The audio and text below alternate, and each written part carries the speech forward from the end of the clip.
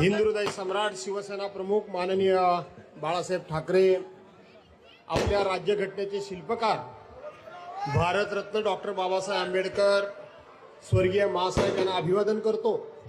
उद्धवसाहेब ठाकरे, राजसाहेब ठाकरे, पवारसाहेब, बांधवांनो, भगिनींनो, 15 तारखेला आपल्या मुंबई महानगरपालिकेच्या निवडणुकीकरता मतदान होणार आहे आणि या निवडणुकीकरता जिथे जिथे कुठे म्हणून उद्धव बाळासाहेब ठाकरे या पक्षाची मशाल दिसेल आणि राजसाहेब ठाकरे यांच्या पक्षाचे रेल्वे हे इंजिन म्हणून निशाणी दिसेल आणि आदरणीय पवार साहेबांच्या पक्षाच्या तुतारी वाजवणारा माणूस ही निशाणी दिसेल। त्याच्या समोरचं बटन दाबून आपण सर्वांनी या मुंबई महानगरपालिकेवर पुन्हा एकदा भगवा फडकण्याचे मानकरी व्हा हे सांगण्याकरता म्हणून मी या ठिकाणी आलोय। बांधवांनो, भगिनींनो, आपल्या आयुष्यामध्ये असे काही क्षण येतात, काही प्रसंग येतात, अशा काही गोष्टी असतात की त्या 50 वर्षातून 100 वर्षातून कधीतरी एकदा त्या पिढीच्या वाट्याला येतात। ए मुला, बाजूला होत्या महिलांच्या होत्या, चला चला सरका मागा, आणि म्हणून त्या पिढीच्या वाट्याला येतात। कालचं उद्धव साहेबांचं, राजसाहेबांचं शिवतीर्थावरलं भाषण तुम्ही ऐकलं की नाही ऐकलं? राऊत साहेबांचं भाषण ऐकलं की नाही ऐकलं? आदित्यजींचं भाषण ऐकलं की नाही ऐकलं? अर्थात हा प्रश्न विचारायची गरजच नाही, ही एवढी गर्दी आहे की कालच्या भाषणाचा हा प्रभाव आहे असं म्हटलं तर वावगं ठरणार। आजपर्यंत अनेक जण सांगतात की मराठी माणूस एकदा एक तर पेटत नाही म्हणजे गरम होत नाही, एक तर पेटत नाही, पण एकदा का जर पेटला तर तो कोणाच्या बापाला ऐकत नाही, त्याची ही साक्ष आहे, त्याची ही साक्ष आहे।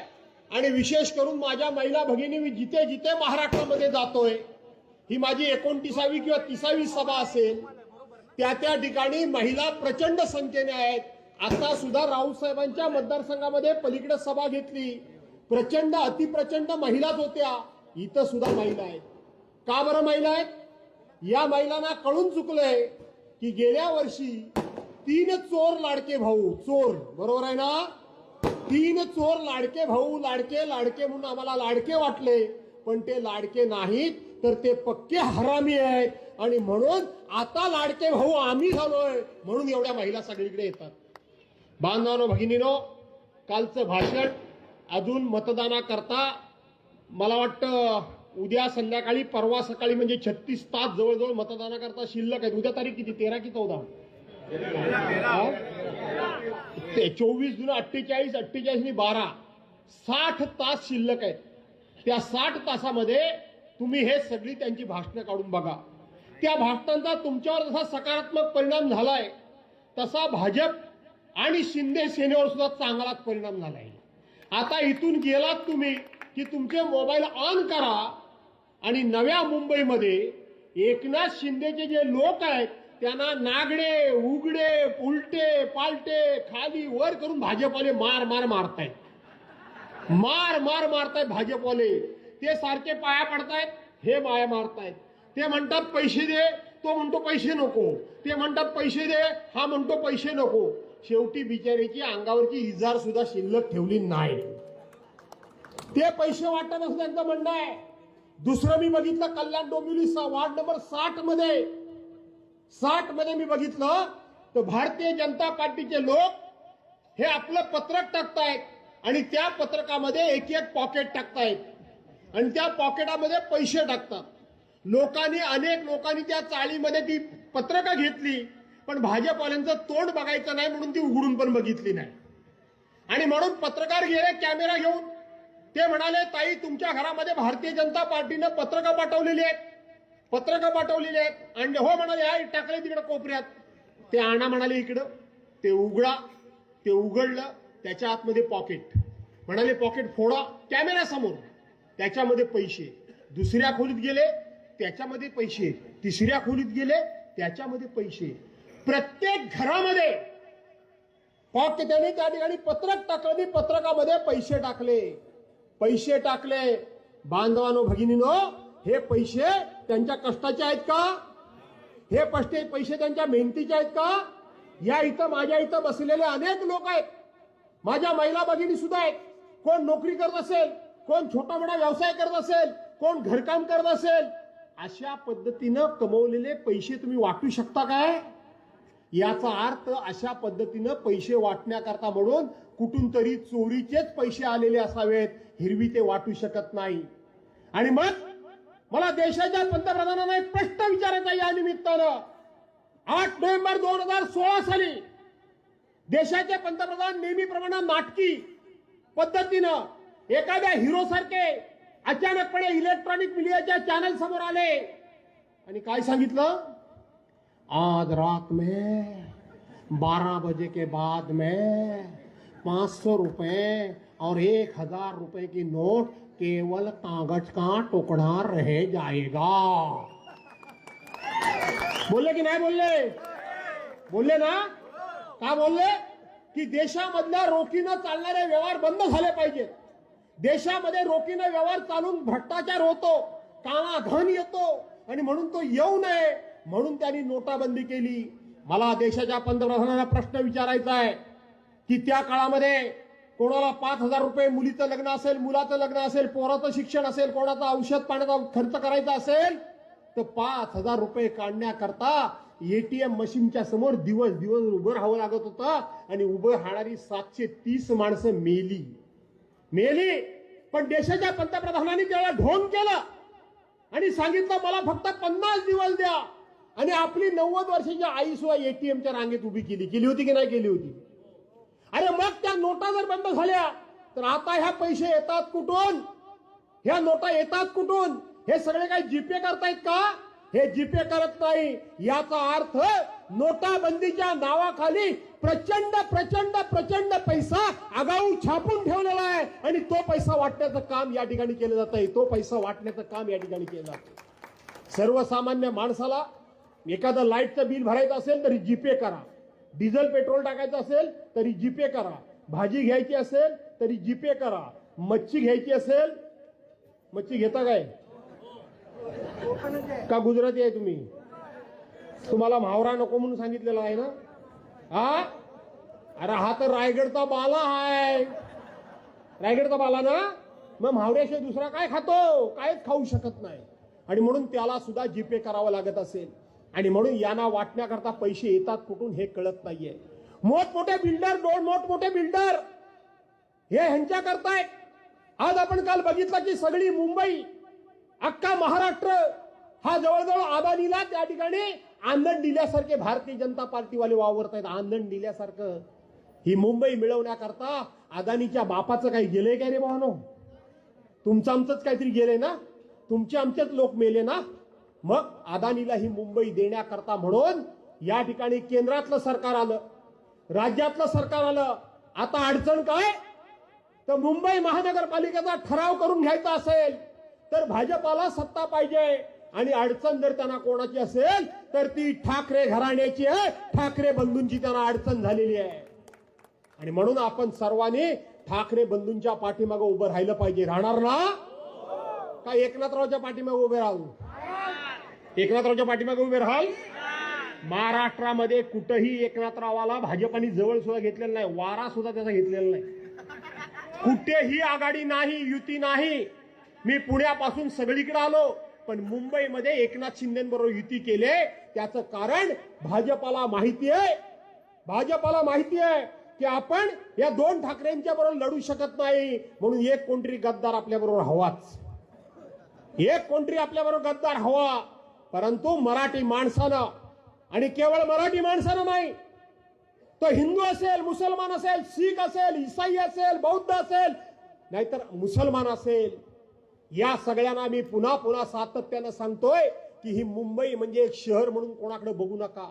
हे मुंबई फक्त मुंबई या नावाकरता बघू नका, तर ही मुंबई म्हणजे साक्षात तुमची आई आहे. या आईचं पालन पोषण करणं काम तुमचं आहे. आई आहे की नाही सांगा मला? सगळ्यांना अन्न ही मुंबई देते की नाही देते? कोण आजारी पडला तर हॉस्पिटल देते की नाही देते? सुनील राऊत पाठवतात की नाही पाठवतात? तहान लागली तर पाणी देते की नाही देते? मुंबईत काय केलं, काय केलं, काय केलं? मी बघितलंय 15, 20, 25 वर्षापूर्वी. संध्याकाळ झाला की बायका नुसते हांड्यातनं पाणी भरायच्या आणि 4-4 जिन्यानं पाणी वरती चढवायच्या की नाही? आता चढवता काय ग बायानो? आता चढवता? 4-4 जिन्याने पाणी चढवताना मी महिला बघितलेल्या आहेत. 4-4 जिने आता चढवायला लागत नाही. सगळी मुंबई मधली एवढी वस्ती, एवढी सगळी सोय ही शिवसेनेनं केलेली आहे. आणि म्हणून त्या सोयी करता तर शिवसेना पाहिजे. पण मी सांगितलं की इतिहासामध्ये, जीवनामध्ये ज्या पद्धतीने कोरोनाचं संकट आलं होतं आणि कोरोनाच्या संकटामध्ये शिवसेनेनं वेळ बघायला लागतं सारखं.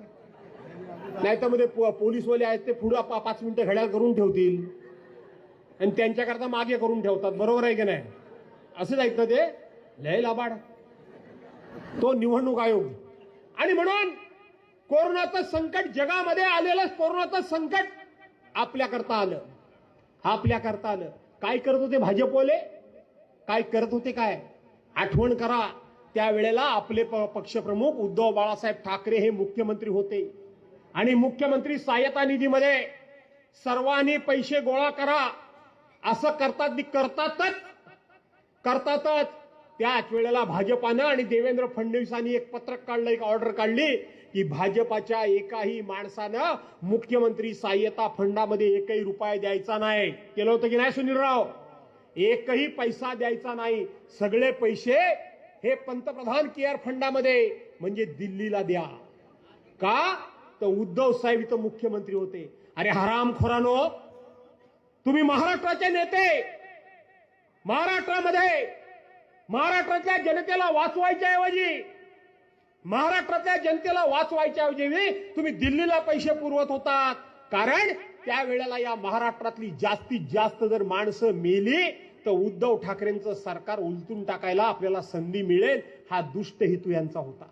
आठवा तो दिवस. रात्री 2:30 वाजता विधानसभेचे विरोधी पक्षनेते देवेंद्र फडणवीस, विधान परिषदेचे विरोधी पक्षनेते प्रवीण दरेकर 2:30 वाजता त्या पोलीस स्टेशनमध्ये गेले. 60,000 रेमडेसिवीरचे इंजेक्शन एका ट्रकामध्ये भरून ती गुजरातला न्यायचं काम चाललं होतं. कुठे? आपल्या राज्यामध्ये त्या एका इंजेक्शन करता लोक नुसती धावे मोडकून रडत होती. त्याच्या हातापाया पडत होती. कुठं म्हणून फिरत होती. औषधाकरता फिरत होती, ऑक्सिजन करता फिरत होती. आणि हे मात्र गुजरातच्या राज्याच्या लोकांना त्या ठिकाणी ती औषधं पुरवत होती. माझा प्रश्न आहे गुजराती बांधवांना, माझा प्रश्न आहे जैन बांधवांना, माझा प्रश्न आहे मारवाडी बांधवांना की विचार करा.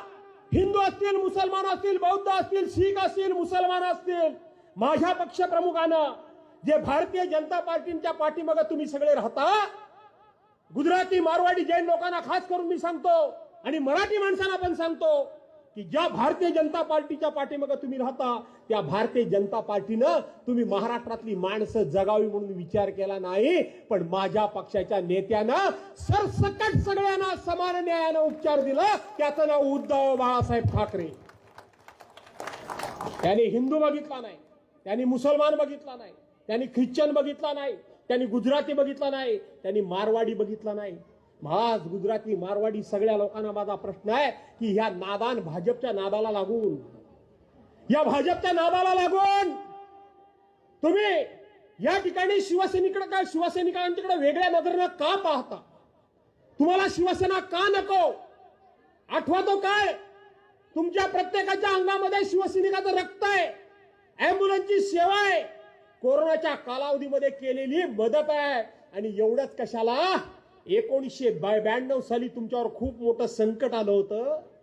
आमचा मराठी माणूस तर नोकऱ्या करणारा ना, तो नोकरी करणारा माणूस त्या संकटामध्ये घरी बसला असता आणि त्याने विचार केला असता, अरे माझा व्यापार कुठं आहे, माझी सोन्याची पेढी कुठं आहे, माझं दुकान कुठं आहे, माझा किराणा मालाचा व्यवसाय कुठं आहे, माझा कापडाचा व्यवसाय कुठं आहे, मी माझा जीव कशाला धोक्यात घालू, मी घरी बसतो, हा गेला गुजराती तर त्या दंगलीमध्ये मेला तर चालेल, दुसरा कोणतरी येईल, मला त्याच्याकडे नोकरीच करायची आहे, असा मराठी माणसाने विचार केला असता की नाही?